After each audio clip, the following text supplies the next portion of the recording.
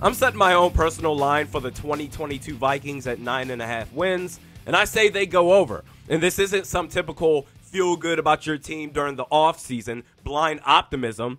I'm typically not on social media except for uploading content, but this morning, went on the Twitter timeline, saw an interesting nugget from Warren Sharp of Sharp Football Analysis. He said the Vikings allowed touchdowns on 32.4% of opponents' drives in the final 4 minutes before halftime or the end of the game. Worst in the NFL. NFL average was 12%. Number 31 was 20.6%. Not only did they rank last in the NFL last season, they ranked dead last of all teams since at least 2000. Vikings defense was so bad in clutch moments that they were 12 percentage points worse than the second worst team in 2021 and the absolute worst the last 2 decades, despite spending the 4th most money cap-wise on the defensive side of the ball. You had a head coach who everyone swore up and down was a defensive guru.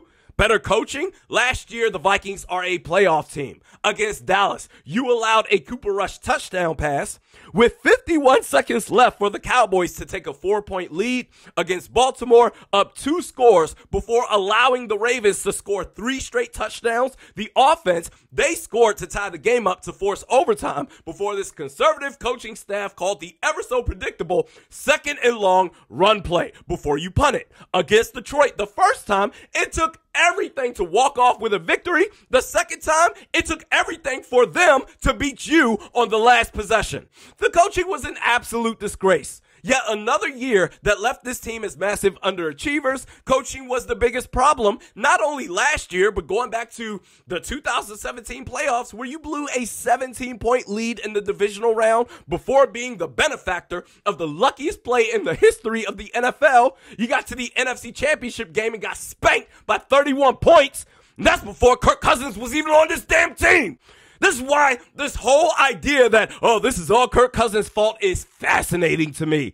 The worst clutch defense in 20 years? Oh, Cousins, how dare you not overcome that minor bump in the road of adversity? And people swear I'm a Kirk Cousins fan. I'm not. I've ripped them plenty, but believe whatever you want. I'm just saying, man, the fact that the Vikings won 8 games last year, despite a control freak of a head coach who didn't know what the hell he was doing, is nothing short of a miracle. Justin Jefferson out here breaking records his first 2 years and didn't even start the first 2 games in his career. Adam Thielen missing however many games he's missed the last couple of seasons. Still a top 3 red zone touchdown threat in the league. Who the hell is throwing them the football?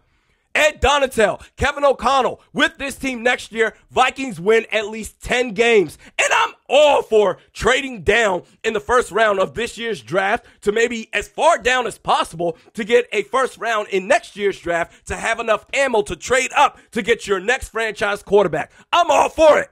But to go at Kirk like he's the problem when the actual problem was here, allowed to fester for 4 years with no resistance? Every time I brought up, fire this dude, man. He ain't it. My exact words was, this team ain't winning shit with this guy. The stands that were shaking their asses for this dude just blew the competition out the water in terms of Olympic mental gymnastics. All the excuses in the world. Look at all these stats, advanced stats. Yeah, well, the team, they always lose big games with this guy at head coach. Doesn't matter. Look at all these stats. The head coach, who was a choke artist, got all the benefit of the doubts in the world. And yet Kirk Cousins, a top 10 quarterback, we look for every reason to crucify this dude. Vikings win 10 games next year at least because of better coaching. You can book it.